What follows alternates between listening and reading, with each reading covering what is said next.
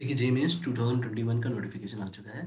अब ये notification 2 point of view से मैं आपको पहले समझाता हूँ कि जेईमेन्स है क्या? जेईमेन्स एक ऐसा एग्ज़ाम है, जिसमें आपके भारत के सारे इंजीनियरिंग कॉलेज का एडमिशन डिसाइड होता है। जितने भी गवर्नमेंट से रिलेटेड इंजीनियरिंग कॉलेज हैं, उनका एडमिशन डिसाइड होता है। पहला, देखिए 2 तरीके से आप जेईमेन्स को समझ सकते हैं। पहला, आप इसे एक तरह से आईआईटीज़ के लिए क्वालीफायर राउंड समझ सकते हैं कि जो बच्चा जेईई मेंस अच्छा करेगा, कुछ टॉप फ्यू बच्चों को सेलेक्ट करके हम मौका देंगे कि वो आईआईटी का पेपर लिख सकें। मतलब गवर्नमेंट मौका देगी। अब सेकंड, ये जितने भी भारत के अदर गवर्नमेंट के इंजीनियरिंग के इंस्टीट्यूट्स हैं, उनके लिए ये डायरेक्ट एडमिशन के लिए स्कोर कार्ड की तरह एक्ट करता है। जैसे आपके नेशनल इंस्टीट्यूट ऑफ टेक्नोलॉजी हो गए, एनआईटीज़, आपके ट्रिपल आईटीज़ हो गए, सेंट्रल फंडेड टेक्निकल इंस्टीट्यूट हो गए, और रिसेंट 3-4 ईयर्स से जेईई मेंस का स्कोर कार्ड सारे स्टेट गवर्नमेंट वाले कॉलेजेस भी एक्सेप्ट कर रहे हैं।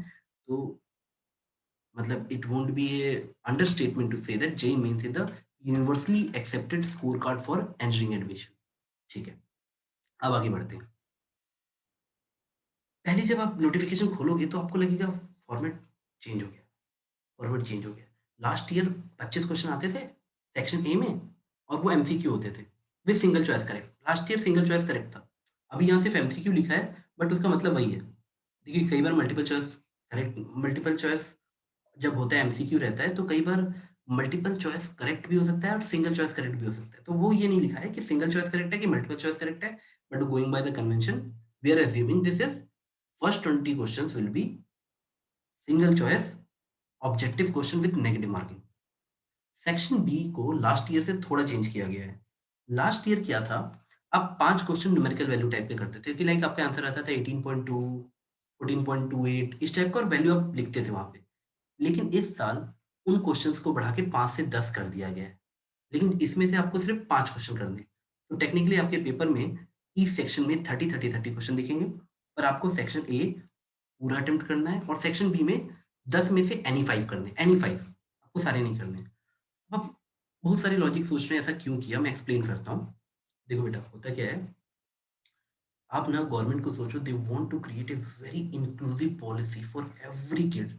No kid should be left behind for this, considering this pandemic period. एक बच्चा भी ना छूट जाए पीछे, जो एग्ज़ाम किसी वजह से ना दे सके या अपना बेस्ट ना कर सके।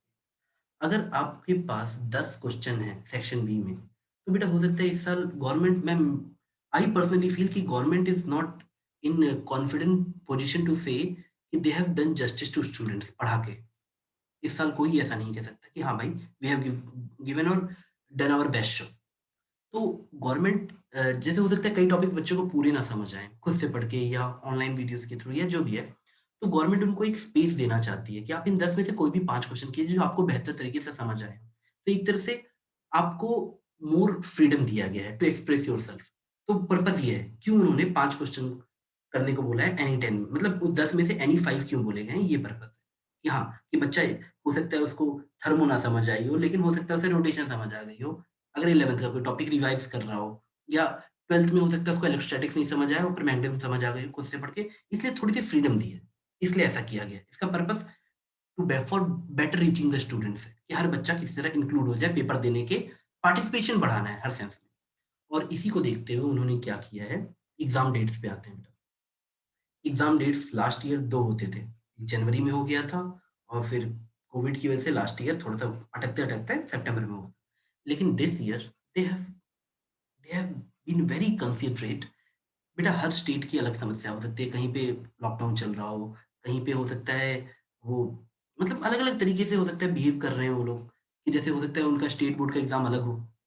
केरला से लेके जम्मू कश्मीर तक हम लोग अलग-अलग चीज़ें फेस कर रहे हैं। तो उन्होंने एक फ्लेक्सिबिलिटी दी है कि किसी भी बच्चे को किसी भी वजह से, चाहे उसके स्टेट बोर्ड के एग्ज़ाम की डेट हो या सेंट्रल बोर्ड यानी सीबीएसई के एग्ज़ाम की डेट हो, किसी भी तरीके से उसका कोई भी एग्ज़ाम जेईई मेंस के साथ क्लैश ना करे, और अगर करे तो he has alternative option, alternate day to write the examination. एक तरह से बहुत इंक्लूसिव, मतलब ये बहुत इंक्लूसिव बनाया है। मतलब government has done really wonderful work here. बहुत अच्छा काम किया है। देखिए, पहला अटेम्प्ट वो फरवरी को दे रहे हैं। फरवरी में 23 से लेके 26, और जहाँ तक असम्पशन है इसी के बाद आपके सीबीएसई बोर्ड के पेपर होंगे। सीबीएसई की बात कर रहा हूँ तो।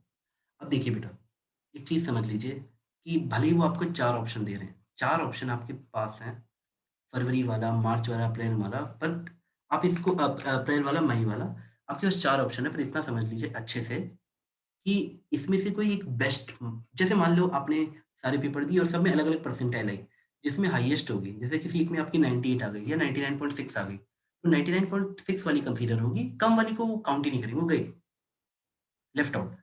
लेकिन बेटा एक बात समझ लेना, जो सीरियस कैंडिडेट होंगे, जो मेरी बात जिन तक पहुँच रही होगी, जो मतलब ध्यान से सुन रहे हैं, अगर एक बच्चा फरवरी वाला क्लिक करता है ना, फरवरी वाला, बहुत टाइम है, चलो दम लगा देते हैं। फरवरी वाला जो क्लिक करता है बच्चा, उस बच्चे के पास काफ़ी ज़्यादा ऑप्शन आ जाता है। किस बात का? बेटा उसको जेईई एडवांस वाले पेपर में ना एक चीज़ समझ आ चुकी है कि भाई मेरे पास सबसे ज़्यादा टाइम रहेगा। अगर ये बच्चा फरवरी में क्लिक कर देता है, तो ये बच्चा जेईई एडवांस के लिए सबसे ज़्यादा पीरियड रखा है अपनी प्रिपरेशन को। देखिए उसका फॉर्मेट अलग होता है।